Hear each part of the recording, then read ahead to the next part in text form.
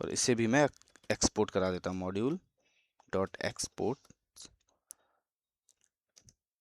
आपके फंक्शन का name, sorry, gate users. ठीक है, एक ही लाइन में लिख लेते हैं ताकि आदत बनी रहेगी। ये आपका कंट्रोलर भी बन गया। देखो एक बार के लिए फिर से मैं रिकैप कर लेता हूँ। db.js के अंदर डेटाबेस का फंक्शन लिखा, यूजर मॉडल में डेटाबेस से जो भी डेटा गेट करना था वो यहाँ गेट किया, और कंट्रोलर के अंदर लॉजिक लिख लिया कि जो भी डेटा आएगा उसको कैसे फ्रंट एंड के लिए आपने भेजना है। ठीक है, अब आते हैं राउट पे। राउट्स, इसके अंदर फाइल में क्रिएट कर लेता हूँ, फाइल का नेम है हमारा यूजर राउट। सब मैं कैमिल केस में लिख रहा हूँ, आपने देखा होगा यूजर कंट्रोलर के अंदर सी कैपिटल, उसके बाद एम कैपिटल, फिर यहाँ राउट्स पे आर कैपिटल। ठीक है, अब इधर कैसे करते हैं, सेम वे पे मैं पहले इधर से ये एक्सप्रेस की लाइन उठा लेता हूँ। अच्छा इधर मैंने लिखी नहीं है तो इधर होगी। ठीक है, ये मैं उठा लेता हूँ और इसको मैं इधर पेस्ट कर लेता हूँ, इसकी ज़रूरत नहीं है तो इसे हटा देता हूँ। ठीक है, एक्सप्रेस आपने कॉल कर लिया, एक्सप्रेस को भी मैं किसी पे रखूँगा नहीं अभी। उसके बाद मैं राउट, देखो राउटर, आर स्मॉल रखना पड़ेगा आपको, राउटर। ठीक है, यूज कैसे करेंगे, एक्सप्रेस के अंदर ऑलरेडी होता है राउटर। ठीक है, ये आपने कॉल करा दिया, सॉरी, बट यहाँ पे आर कैपिटल होगा। ठीक है, और उसके बाद const user, sorry user controller, आप अपने कंट्रोलर को यहाँ कॉल करा लेते हैं। ठीक है, कहाँ है, सेम वो प्रोसेस आ जाती है आपकी। आप क्या करेंगे, रिक्वेस्ट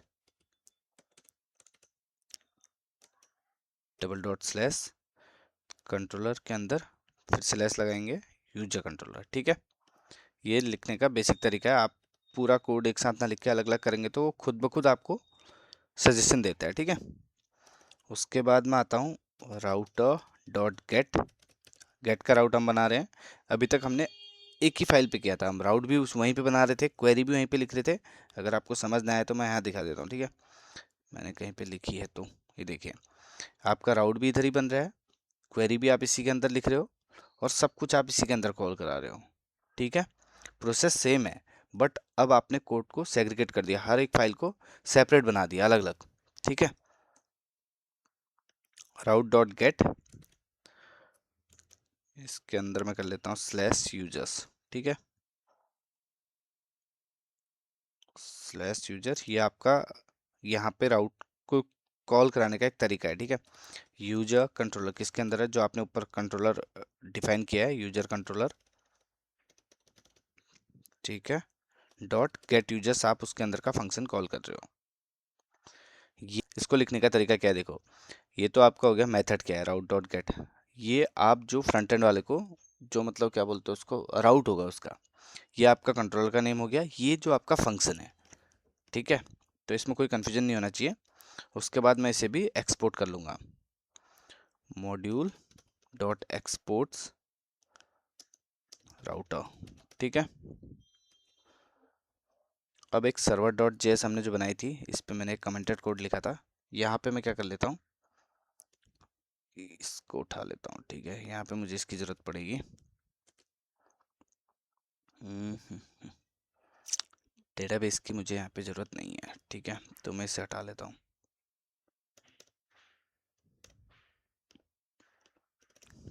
ओके, कॉन्स्ट यूजर राउट, आपने जो राउट्स वहाँ से एक्सपोर्ट किया था, रिक्वायर कर लेते हैं इसको, अभी समझ जाएंगे आप इसे क्यों कर रहा हूँ मैं। ठीक है, डॉट स्लैश में ये पूरा एक पाथ पीछे चले जा रहा है, बट वो सेम पाथ पे आप देख रहे होंगे यहाँ पे साइड पे सर्वर डॉट जेएस और राउट्स दोनों सेम पाथ में, तो क्या करेंगे डॉट स्लैश।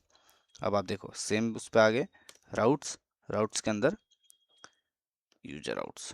ठीक है, ये मैंने यहाँ पे कॉल करा लिया। उसके बाद मैं करता हूँ app dot use express dot JSON का। ठीक है, ये आपने ऑलरेडी कर रखा है पहले, जो आपका राउट था app dot use dot slash API, sorry slash API,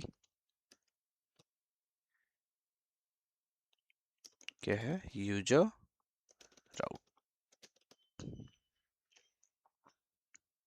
confuse हो रहे होंगे कि ये लाइन यहाँ पे क्या कर रही है, app dot use API user out. मैं इसे आपको एक सिंपल एग्जांपल बताता हूँ। यहाँ पे API है घर का मेन गेट, ठीक है, और उसके अंदर जो डॉट स्लैश आपके जो slash users slash add users get users वो होंगे अंदर के कमरे, अंदर के दरवाजे, ठीक है। तो मेन आपकी रिक्वेस्ट API इस API के साथ कॉल होगी, ये आपका यूजर आउट को कॉल करेगा। यूजर आउट के अंदर जो आपके राउट हैं वो कॉल होंगे। कैसे होंगे अभी आप आगे समझ जाएंगे, ठीक है। मैं एक एरर के लिए लिख लेता हूँ, ऐप डॉट यूज, अगर एरर आई तो ये पास होगा, ठीक है। इसमें कोई ज़्यादा वो नहीं है, एरर रिक्वेस्ट रिस्पॉन्स और मिडिलवेयर का यूज कर लेते हैं, नेक्स्ट। ये बस मैं एरर के लिए लिख रहा हूँ, ठीक है। कंसोल डॉट एरर, और यहाँ पे मैं एरर जो भी एरर आएगी उसका मैसेज दे दूंगा, ठीक है।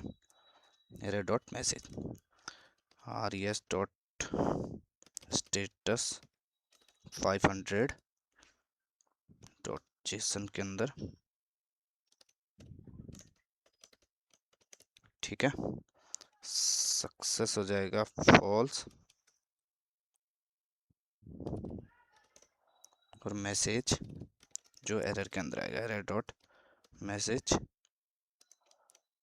या दे देंगे हम सर्वर एरर।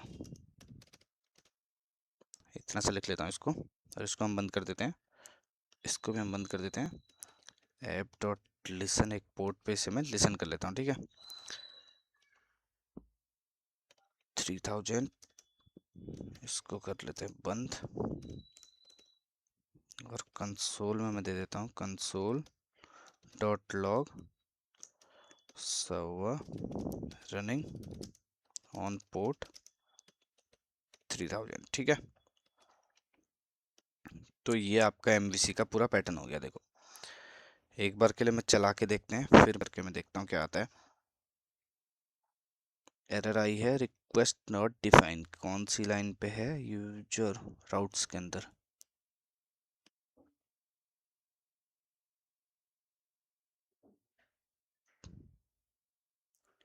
रिक्वायर हुआ है,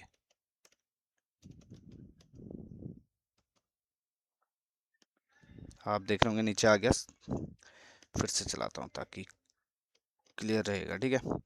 npm रन डेव क्यों किया, और ये किस फाइल को हिट कर रही है, ये सब मैं आपको एक बार पूरा पहले चल जाए उसके बाद बताऊँ। देखो server running on port 3000 database connected. अब मैं आता हूँ सर्वर डॉट जेएस पे, ये इस फाइल को हिट कर रहा है, कौन सा आपका ये npm रन डेव। यहाँ पे आएगा, आप देख रहे होंगे जो मैंने कंसोल यहाँ पे लगा रखा है वो कंसोल आपको दिख रहा होगा, डेटाबेस कनेक्टेड। यहाँ पे से अपर लाइन चलते हैं। एपीआई इसने क्या किया, ऐप डॉट यूज ने एपीआई को हिट किया, एपीआई ने यूजर आउट को हिट किया। राउट में आ जाते हैं, राउट आपके कंट्रोलर के पास गया, इस फंक्शन को हिट किया गेट यूजर। मैं लाइन बाय लाइन इसलिए बता रहा हूँ ताकि आपको एक बार प्रोसेस पता चल जाए कि आपका कोड कहाँ से कहाँ कनेक्ट हो रहा है।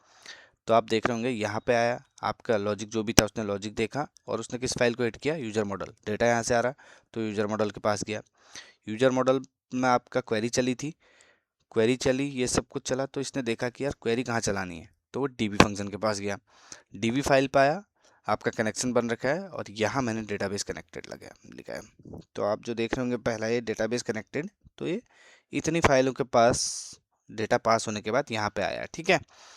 एक बार के लिए हम ब्राउज़र पे भी इसे देख लेते हैं कि कैसे ये चल रहा है, ठीक है। तो ब्राउज़र पे मैं आऊँगा, मैं क्या करता हूँ, सीधे हम normal HTTP local host, student नहीं है, API के अंदर हमारा चलेगा। अब आप कह रहे होंगे API कहाँ से आया, तो मैं ये भी आपको समझाता हूँ अभी।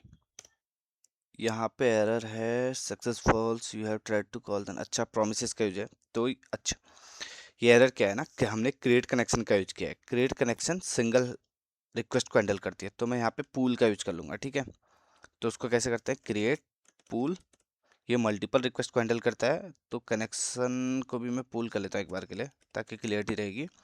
और यहाँ से मैं इसे हटा के हम pool dot promise, pool dot promise का, ठीक है, ये प्रोमिसेस का यूज हो जाएगा। इसको भी मैं अब हटा दूंगा, इसकी नीड नहीं है यहाँ पे, ठीक है। और रिक्वेस्ट हम कर लेते हैं वेट फॉर कनेक्शन, जो भी अगर हम मल्टीपल कनेक्शन होंगे आगे तो उसके लिए मैं ये यूज कर रहा हूँ, फॉर कनेक्शन ट्रू। और कनेक्शन की लिमिट रख लेते हैं, कनेक्शन लिमिट 10, ठीक है। यहाँ पे इसकी एरर है, क्रिएट पूल, ठीक है। अब मैं एक बार के लिए फिर से इसे चला के देखता हूँ, npm run dev, ठीक है। तो अब हम इससे फिर से स्टार्ट करते हैं। तो आप देख रहे होंगे आपका डेटा आ गया, सक्सेस ट्रू। डेटा आईडी जो हमारे ऑलरेडी हमने दो फील्ड डाले थे, दीपक और रवि नाम के। तो आपका एमवीसी पैटर्न पे कैसे देखो इजी, अब मैं आपको बताता हूँ एक बार के लिए क्या था। इस फाइल को कॉल किया, वो तो आप प्रोसेस समझ गए होंगे, इसने राउट को कॉल किया, राउट ने कंट्रोलर को, कंट्रोलर ने मॉडल ने। हम राउट पे आते हैं। आपने राउट पे जिस कंट्रोलर से डेटा फैच किया तो आपने उस कंट्रोलर को लिखा है, ठीक है। उसको गेट किया आपने, अपना इसका नेम दिया यहाँ पे यूजर्स, ठीक है। ये आपका राउट आ गया और कंट्रोलर को हिट किया गेट यूजर्स। सेम वे पे आप यहाँ पे कंफ्यूज थे एपीआई, ये एपीआई पास होगी, सबसे पहले एपीआई लिखेंगे, वो कहाँ पे आई, ये आई एपीआई, उसके बाद यूजर्स, ये मेन गेट हो गया, उसके बाद आपके अंदर के गेट हो गए, ऐसे समझ लीजिए इसको, ठीक है। फिर मॉडल के अंदर आपने अपनी क्वेरी लिख रखी है और उस क्वेरी को रिटर्न कर रखा है। डीबी के अंदर आपने डेटाबेस का फंक्शन लिख रखा है। तो ये आपका एमवीसी पैटर्न था। देखो टफ नहीं है आपका, एक बार बस प्रोजेक्ट सेटअप थोड़ा बहुत स्क्रैच सेटअप लगता है, तो मैंने इजी वे में आपको सारा बता दिया। अब हम आगे जो भी फाइलें बनाएंगे इसमें बनाएंगे तो आपको क्लियरिटी ज़्यादा बढ़ते रहेगी, ठीक है। जो भी कन्फ्यूजन है आपके वो क्लियर होते रहेंगे। थैंक्स।